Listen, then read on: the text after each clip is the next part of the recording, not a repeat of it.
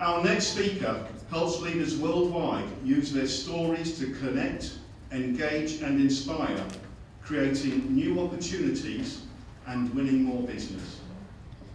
Her book, Your Leadership Story, was a finalist in the Business Book Awards.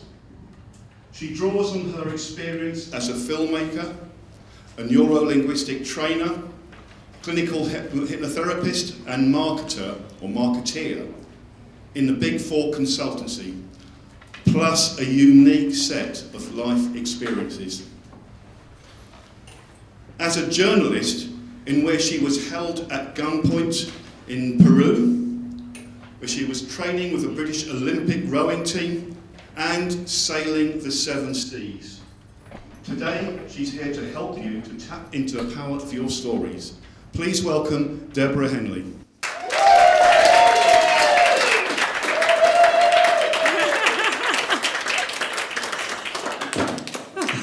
Thanks, Steve.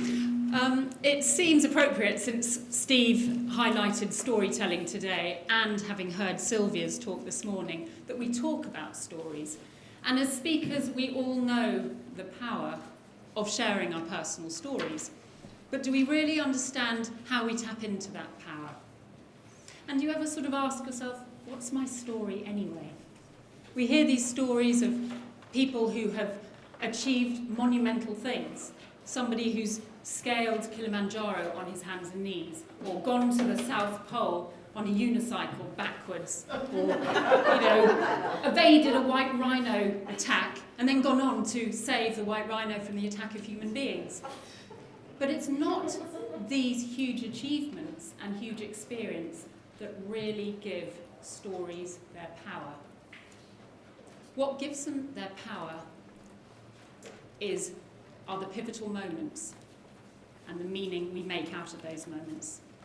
It could just be an observation that you made, something you noticed that gave you a profound insight. Or it could just be a small experience that meant something very big to you. It could be a pivotal moment where you just crystallized a decision. You were going to change your life, and everything was different from then on. I'm going to share a story today where it started with a failure. It didn't start with a big achievement. It started with me failing on a dream.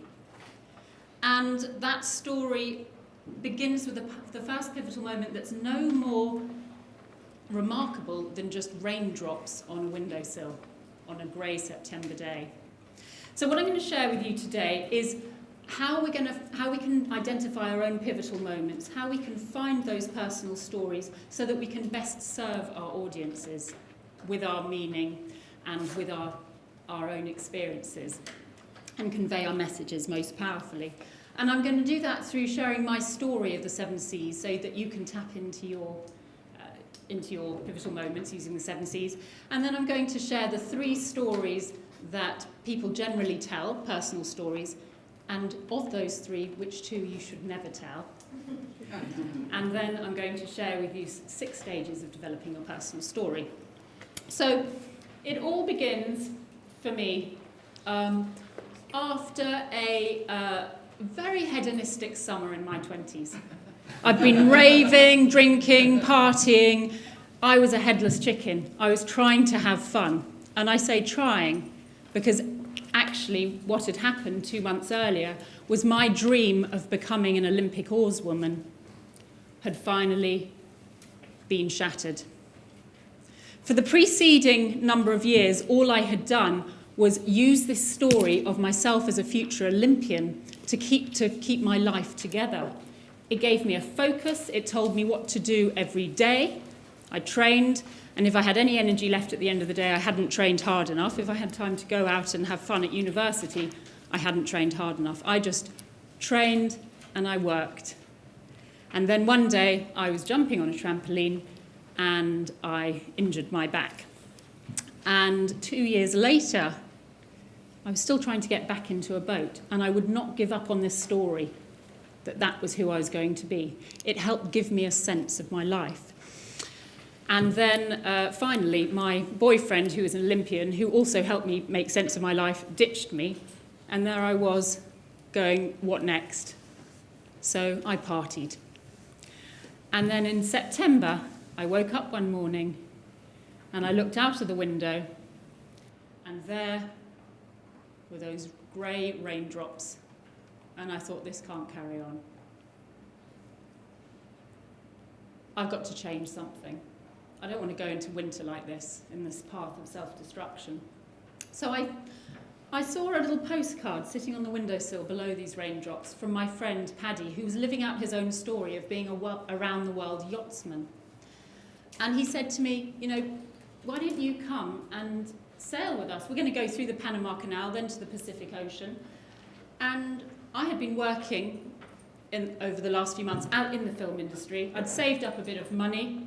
I had nothing to keep me in the UK. And in that moment, I thought, it was one of those moments, why the hell not? I booked a one-way ticket, and 2 weeks later, I was lifting off the tarmac on my way to Fiji. 6 weeks later, we were at the yacht club in Fiji, and we're drinking our rum and cokes. We'd already been drinking kava with the locals. It was our last night in Fiji, and we were saying our goodbyes. Now, if there's anything you get from this talk, it's this.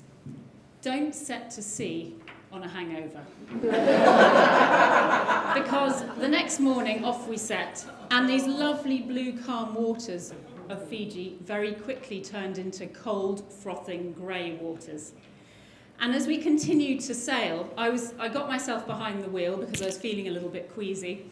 And the queasiness actually didn't abate throughout the whole journey. But the waves got bigger and bigger. We were soon into our watch system, 2 hours on, 2 hours off. And when you were down below, it was chaos. It was impossible to find anything. I couldn't find my contact lenses or anything else. But we just put on our foul weather gear, come up on deck, stand behind the wheel, and sail our way there. And soon we were sailing up waves that were longer than our 40-foot boat. So we would go up, up, up, and then we get to the top and try hard not to crash the boat down, so I just sort of try and turn it on one side. And up I was going, trying my best, and Paddy, whose boat it was, popped his head up and went, "Don't slam the fucking boat!" I was doing my best, and you know, with no autopilot, we had to do a lot of work. My other watchmate on my watch, a guy called Mark, had been the life and soul of the party when we were in Fiji. He completely lost his morale. Back in Fiji, when we were getting our little dinghy back in the water at the yacht club, he'd lost his leg in a motorbike accident a few years earlier, and he was hopping around going, "I'm too legless to help put the boat in the water." But now, here he was, just unable to take part in anything. He just said, "I can't stand behind the wheel, I'm no use." And so I was sort of doing my best to deal with his low morale whilst trying to keep my own up. But I think the truth was, our skipper was afraid. And then I remembered a little notice I had seen as we had left that yacht club.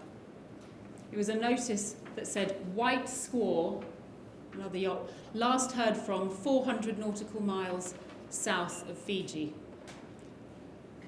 And I realised something someone had mentioned earlier, that this had been, this was a sort of Bermuda Triangle where yachts did disappear. And I wondered, does anyone actually know where we are? And what's going to happen to us? And I started to dream of helicopters landing and hope that someone could come. But of course, we were too far for any helicopters.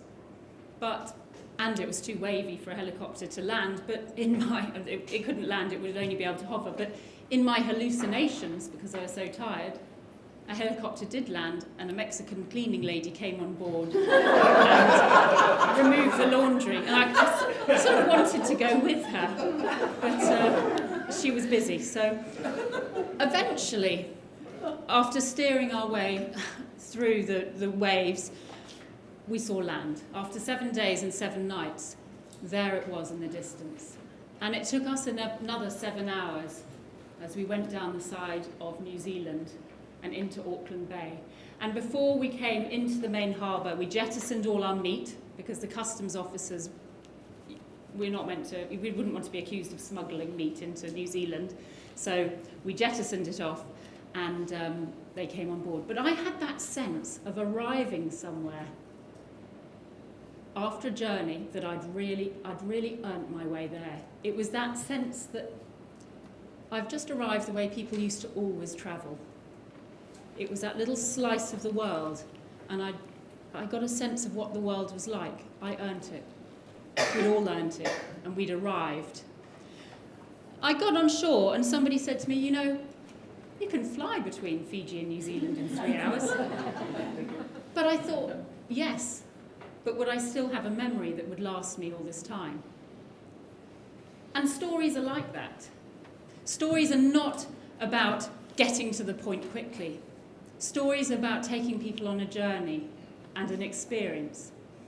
And we've already heard a little bit about the neuroscience of stories, but one of the things that happen is when you tell a story, when you give information alone, you're just talking to two parts of the brain, Broca's and Wernicke's areas, which are to do with language processing.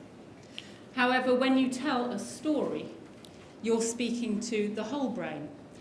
And there's a bit of research out on mirror neurons as well, early research, where when somebody tells a story of something, perhaps skiing down a mountain, the people in the room will stimulate similar parts of their brain to the storyteller.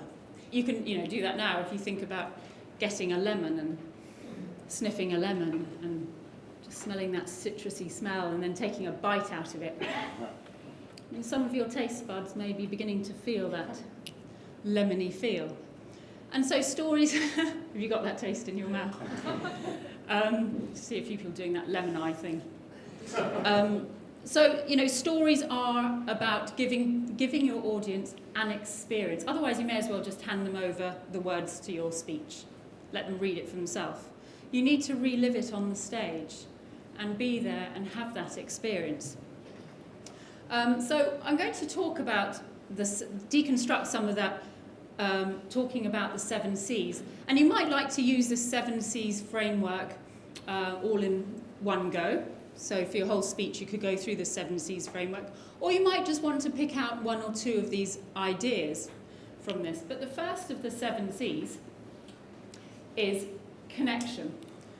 So when you start your story with a failure, because perhaps all stories really start with a failure, not achieving something, but perhaps a broken world, and you wonder, is that person going to achieve something? And when you are able to be vulnerable and a bit uncertain about whether the protagonist, the person on stage, is going to achieve it, it makes it easier for the audience to relate. And I think the other thing is that we're on stage to give our own opinion, and this is one of the most important aspects of sharing our own personal stories. Because only you can be the person that can have that particular insight about that particular experience that you've experienced, and that makes it really unique. So as you go about your life and you have your experiences, reflect on what they mean to you and how they drive things along, and then also how that can be of value to your audience. So connection stories can start with a failure, they can start with something else the audience can relate to, perhaps a childhood story. We can all relate to being children. We can relate to, if you're in the workplace, you might be talking about people's first day at work in a similar role. And then this can establish your credibility because you're owning your own experience and you're owning the stage. Credibility through storytelling is obviously much more effective. If you talk about, a particular client that you worked with, it's more effective to talk about that client. I'll give you an example. I was working at Cisco doing a training course, and I didn't do a very elegant thing. Rather than tell a story to establish my credibility, I stuck up one of the slides that looks like this. Has anyone used one of these things? Yeah, it's kind of in your face. And somebody fed that back to me. Using a story is a far more effective way of establishing your credibility. So the next thing you can use a story to do is to create context around your point or your message. So one of the messages I have today, it's that we all have stories to tell, but that it can start with failure. And so that's where I started. And so I was giving you a context for that. And it can also help with conviction, because you believe something strongly and then you're demonstrating it. So I talked about the raindrops being a pivotal moment for me. They weren't significant. They aren't remarkable, a raindrop on a windowsill. And yet for me, it was a fulcrum of change. It created a huge change. So your stories can be used to convince other people and to establish your own conviction. And then I'll just give another example of a story that really creates conviction, and that's when you think about Nelson Mandela. Because Nelson Mandela led the abolishment of apartheid peaceably. He was very keen to say it should be done peaceably. And if people did not know his backstory of having spent 27 years in prison, they could easily go, oh, it's all right for you to say that. But knowing that he had every right, perhaps, to be angry, and every right to approach the abolishment of apartheid in a very different way. I love that quote. As I walked out the door towards the gate that would lead to my freedom, I knew that if I didn't leave my bitterness and hatred behind, I'd still be in prison. So use your story and your backstory to convince people why your message is so important to you and why it matters to you. The next one is collaboration. When we share a story, we have a greater sense of wanting to be part of something or join people in their cause.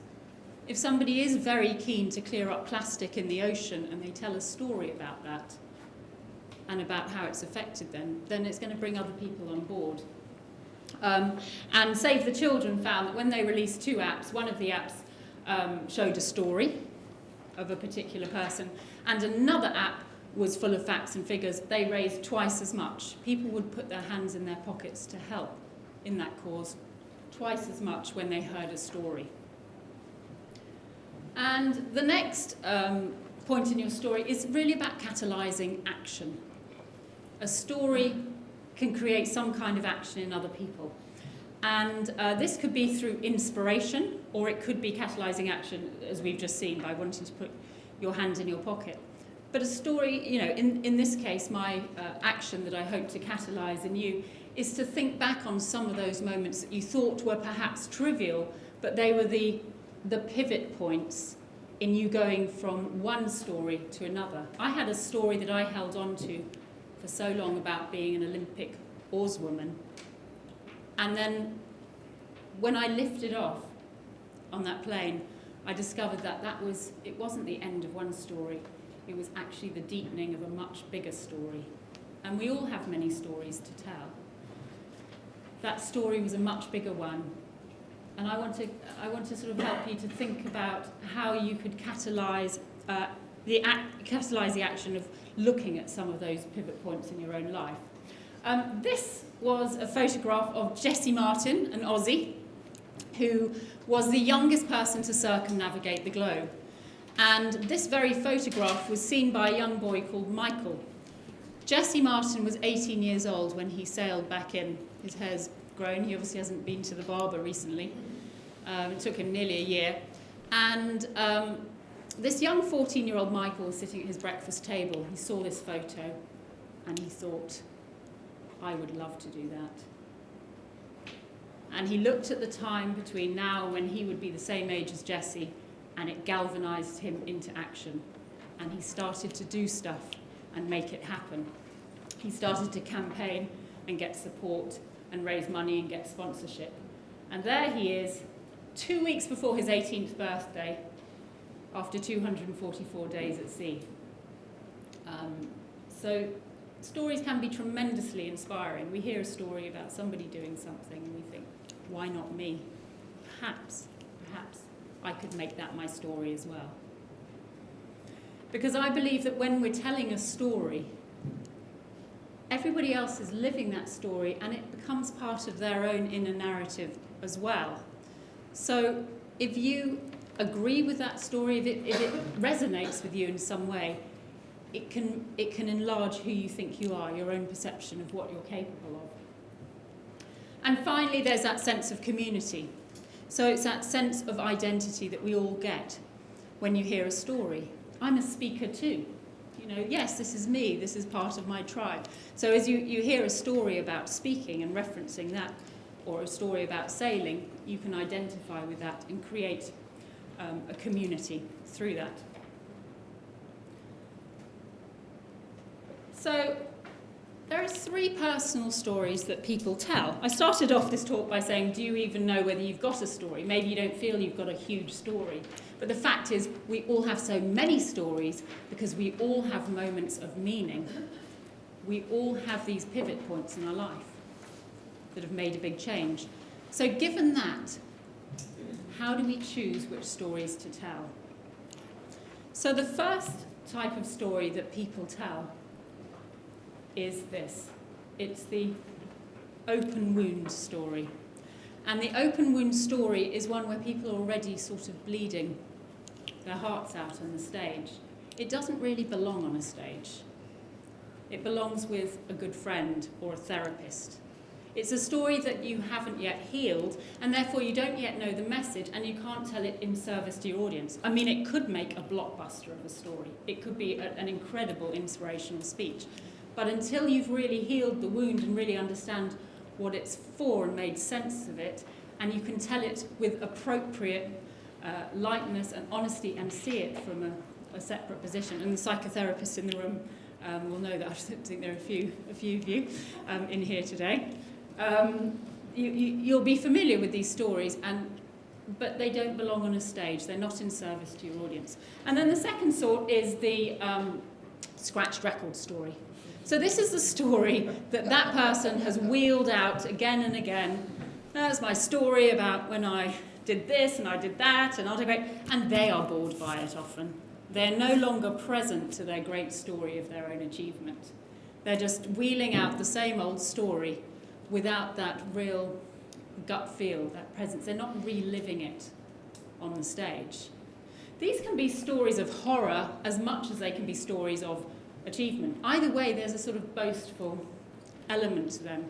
And in my past, as a psychotherapist, in working a lot in addiction recovery, I quite often hear a story that would be, I used to drink 10 bottles of vodka before breakfast and then drive my car, and you kind of think, you don't seem at all connected with this. Yeah. So it doesn't have any power. It just distances your audience. How do you bring that sort of scratch record? Well, you have to think, what is the message in here that's relevant for my audience? And where is my presence? Where is the feeling in it for me? How does it still matter to me? What here matters and excites and engages me? So when you've got those things, then you've got an inspirational story. Something that you can share with people that's still emotional, it's still alive, but it's one that you can share with your audience for their benefit and not for your own. So,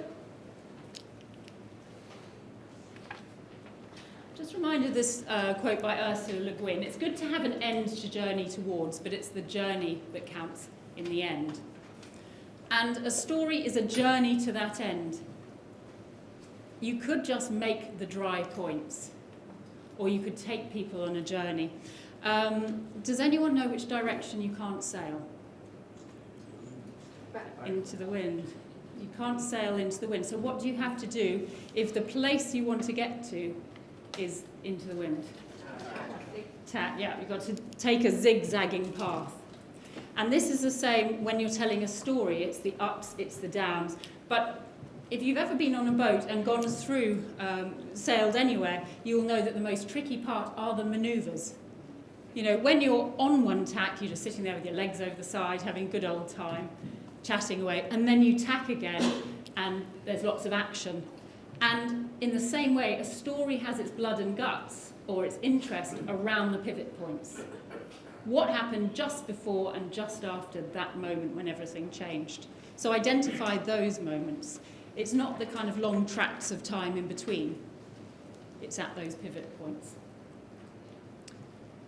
So I'm going to talk about the 6 stages that I take people through on their on the journey to find their own leadership story. And the first one is to really realise and understand the power that their story has, and also understand the stories that are influencing them as well. What are the stories that influence you that you're starting to embed in your own mind? Who are the people that you look at, or you watch, or you listen to, that inspire you, or make you want to be more like? I think somebody talked earlier on today about how we watch a film and then we become part of the action. We live out the action, and we feel as though we're that person. So the next step is to then uncover the message. And I believe that we don't just have one message. We don't just have a message per talk. We also have a sort of unifying core message that we're always wanting to live out through our speaking or our work with other people. A deeper message or a deeper drive that seems to come up. It's like a diamond that has many facets. So it might come out differently in different actions, but there's some unifying thing that we find very important. And then the next stage is about writing and crafting that story and the elements to include there, and then telling and delivering it, and then evolving and aspiring, evolving that story day to day within ourselves. So we have to live our own story, our own internal narrative. I suggest that we don't live a story